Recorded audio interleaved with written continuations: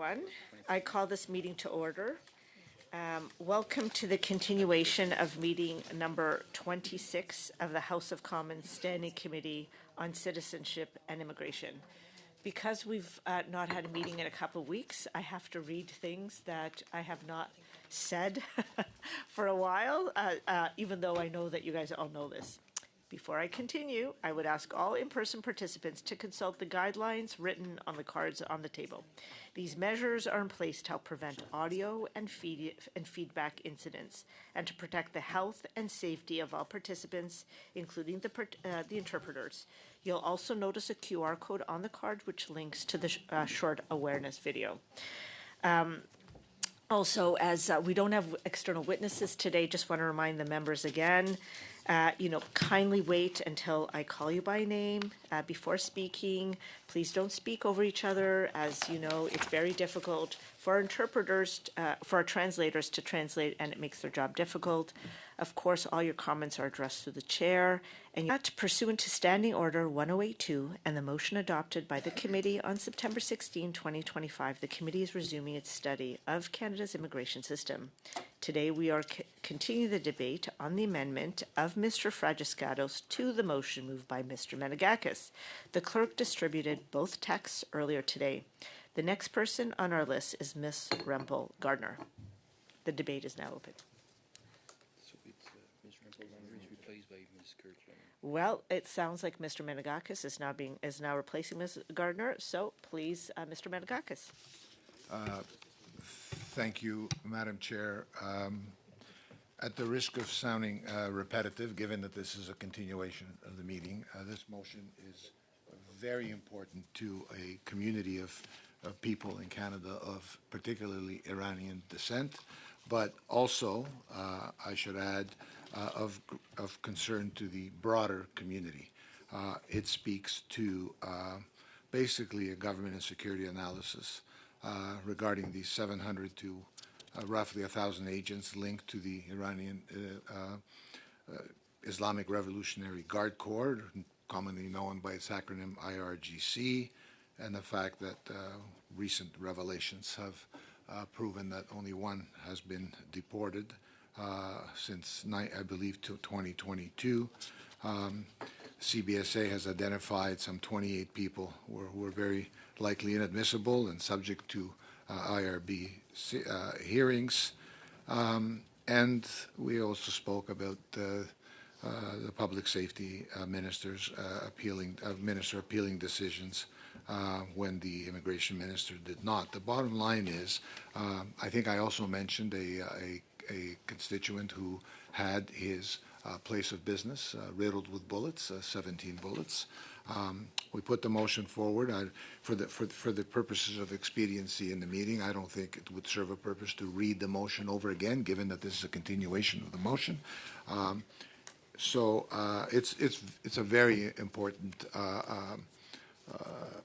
It covers a very important issue to particularly those communities that have a higher population of Canadians of Iranian descent and PR and asylum seekers and refugees that come from there.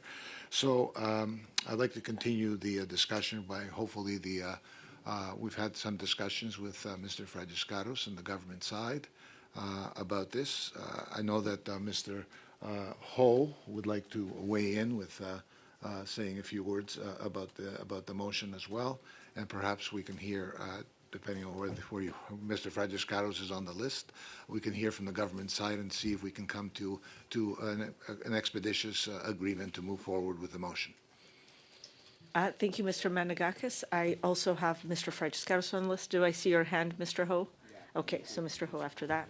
Mr. Fragiskatos. As a matter of fact, I'll yield to Mr. Ho because I know he comes from a region that's also deeply impacted. If I'm not mistaken, he's represents the neighboring riding to Mr. Menegakis. So I turn it to him, and also because I think they'll make related points. It just makes sense to do it in that fashion, Madam Chair, and then you can come back to me if you wish.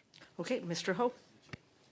Yeah, I'm pleased to be speaking today on behalf of the people of Richmond Hill South and the neighboring areas and all folks from across the country who are feeling the effects, the consequences of regime officials who have been let in, hundreds and hundreds of them that we know of, who are terrorizing businesses. They are terrorizing activists, intimidating journalists, and it's an insult to the community that I represent to see regime officials that are just living the high life, including their family members, living not the good life, the high life, off of the wealth that has been plundered off of the Iranian people, and it's a spit on the face of to the face of the people that I represent, to see those people living without consequences. So it's important that we're discussing this motion today.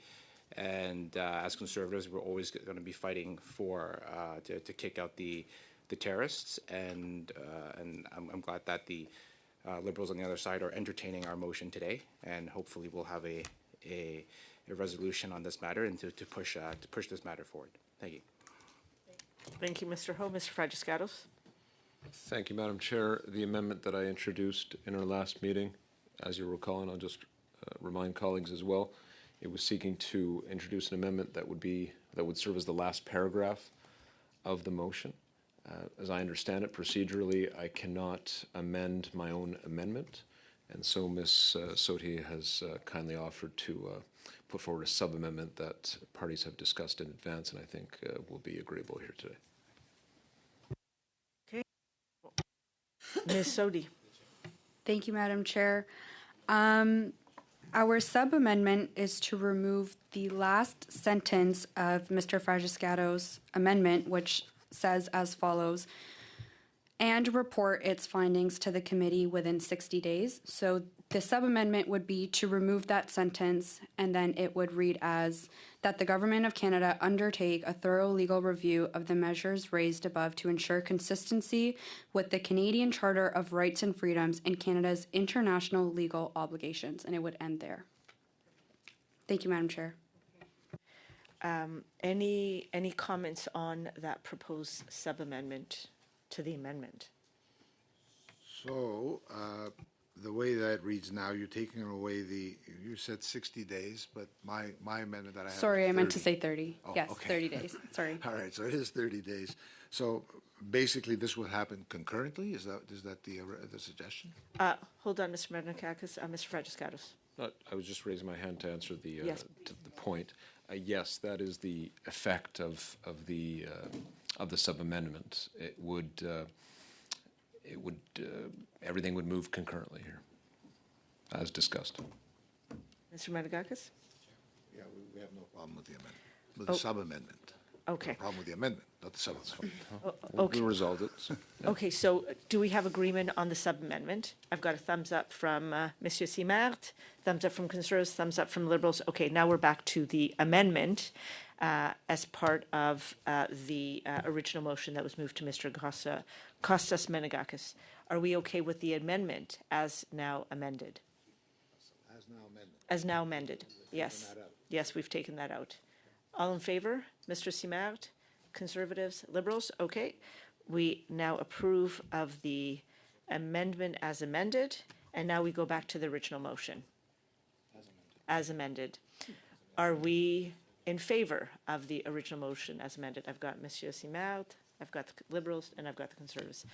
Wow, that is excellent. Great work in all of how many minutes? In 11 minutes. This is excellent. Okay, great. Anyone else on the list? Mr. Fragiscatos? Okay. I'm not on the list. As there is nothing else. Oh, Mr. Menagakis.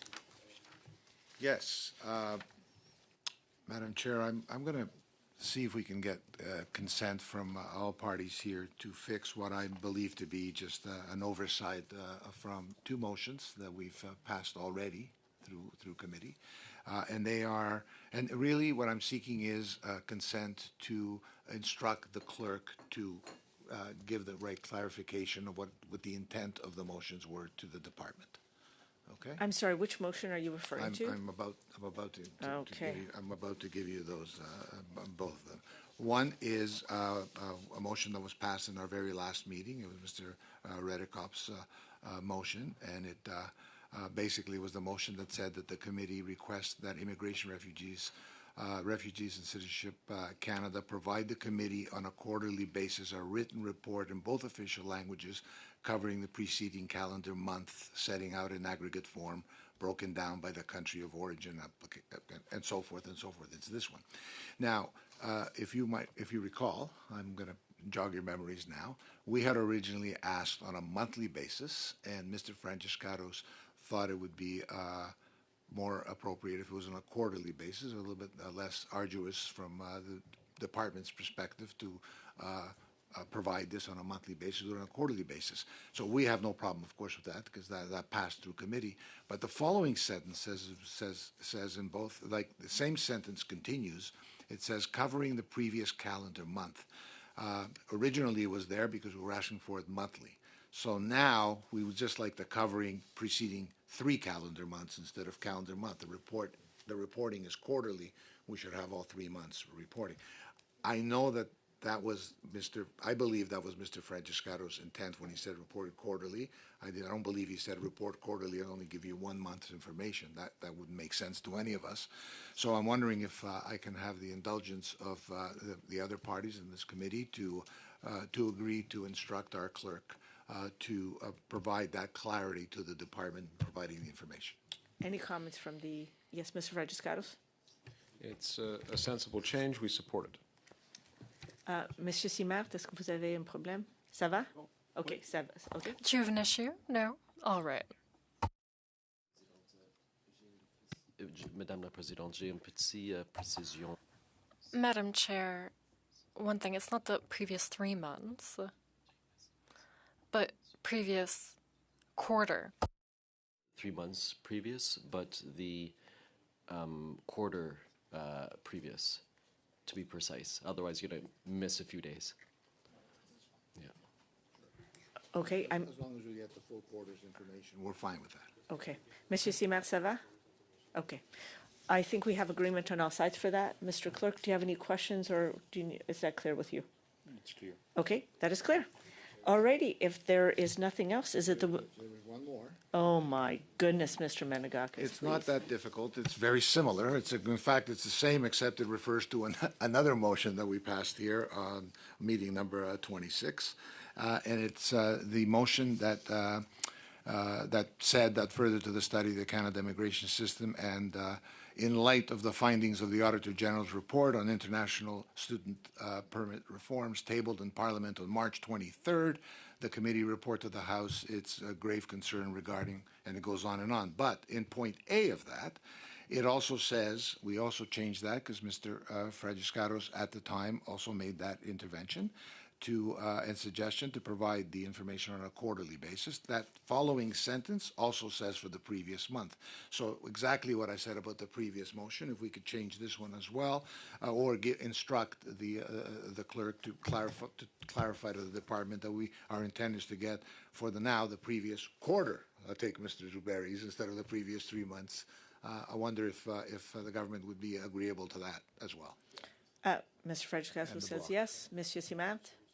OK, il a dit oui. OK, so it looks like it's fine. Thank you. Mr. Menegakis, anything else? At this time, no, thank you very much. Is it the will of the committee to adjourn the meeting? Yes. It is? Thank you. This meeting's adjourned.